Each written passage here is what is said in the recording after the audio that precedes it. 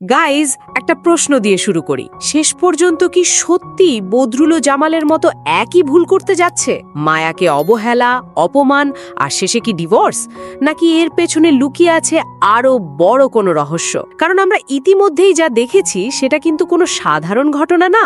রাত গভীর, চারদিকে নিস্তব্ধতা। মায়া যখন তার মামার বাড়ি থেকে দেরি করে ফিরে আসে, তখন তার নিজের ঘরের গেটটাই তার জন্য বন্ধ, তালা দেওয়া, যেন ইচ্ছা করেই তাকে বাইরে রেখে দেওয়া হয়েছে। এই একটা দৃশ্যই কিন্তু বলে দেয় মায়ার জীবনে ঝড় আবার শুরু হয়ে গেছে। তারপর গেট খোলার জন্য মায়া যখন বজরুকের কাছে ফোন দেয়, ঠিক তখনই বজরুল বলে ওঠে, এখনই চলে যাও, এখান থেকে বের হয়ে যাও, তোমার মামার বাড়িতে ফিরে যাও। গাইজ, প্রশ্ন হলো যে মানুষটা মায়াকে বিয়ে করেছিল নিরাপত্তা দেওয়ার জন্য, সে হঠাৎ করে এমন ঠান্ডা, নিষ্ঠুর আচরণ করছে কেন?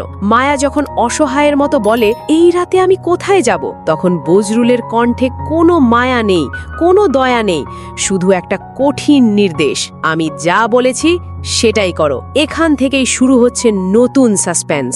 এটা কি সত্যিই বজরুলের আসল রূপ, নাকি কেউ তাকে চাপ দিচ্ছে, নাকি তার পরিবার এমন কোনো প্ল্যান করেছে যেখানে মায়াকে সরিয়ে দেওয়াই মূল উদ্দেশ্য? অন্যদিকে গল্পের আরেক পাশে পরিস্থিতি আরও জটিল হয়ে উঠছে। রোমান, যে এখন পুরোপুরি টাকার নেশায়, তার বিরুদ্ধে অবশেষে মামলা হয়ে গেছে। পুলিশ তাকে ধরতে গেলেও সে আগেই গা ঢাকা দিয়েছে। মানে খেলা এখন আর সাধারণ নেই, এটা এখন একদম হাই রিস্ক গেম। আর সবচেয়ে ভয়ঙ্কর বিষয়টা কি জানেন? জামালের সৎ মা এখন পুরোপুরি আক্রমণাত্মক হয়ে উঠেছে। সে সরাসরি জামালকে দোষ দিচ্ছে, বলছে, তুই আমার ছেলেকে শেষ করে দিলি, তোকে আমি ছাড়বো না। মানে সামনে যে ভয়ঙ্কর কিছু হতে যাচ্ছে সেটা একদম পরিষ্কার। এদিকে মরিয়মও চুপ করে নেই। সে বারবার জামালকে বলছে, এদেরকে এখনো বাড়িতে রেখে দিয়েছ কেন, বের করে দাও। কিন্তু গাইজ, এখানেই সবচেয়ে বড় টুইস্ট। জামাল চাইলেও কিছু করতে পারছে না, কারণ তার বাবার মৃত্যুসজ্জার কথা, একটা প্রতিশ্রুতি যা তাকে আজও আটকে রেখেছে। তার বাবা বলেছিল, কখনো তাদেরকে একা ফেলবি না, তাদের সাথে থাকবি। এই একটা কথা আজ জামালের সবচেয়ে বড় দুর্বলতা হয়ে দাঁড়িয়েছে। তাহলে কি জামাল এই প্রতিশ্রুতি ভেঙে ফেলবে, নাকি এই প্রতিশ্রুতির কারণেই সে সব হারাবে? এদিকে মায়ার গল্পও থেমে নেই। মায়া এখন বুঝতে পারছে তার জীবন বারবার একই জায়গায় এসে দাঁড়াচ্ছে। একবার জামাল, এখন বজরুল। তাহলে কি সত্যিই বজরুলও তাকে ডিভোর্স দেবে, নাকি মায়া এবার নিজের ভাগ্য নিজেই বদলাবে? আর সবচেয়ে বড় প্রশ্ন, মায়া আর জামাল কি আবার এক হবে, নাকি তাদের গল্প এবার পুরোপুরি আলাদা পথে চলে যাবে? গাইজ, সবকিছু মিলিয়ে পরবর্তী 30 নম্বর পর্ব হতে যাচ্ছে একদম মাইন্ড ব্লোয়িং।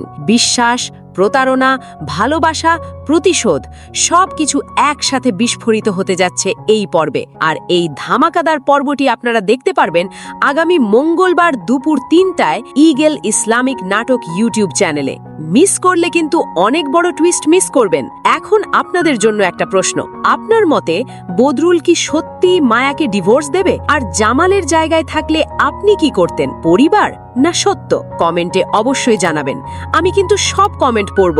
ধন্যবাদ সবাইকে, আবার দেখা হবে পরবর্তী ধামাকাদার আপডেটে।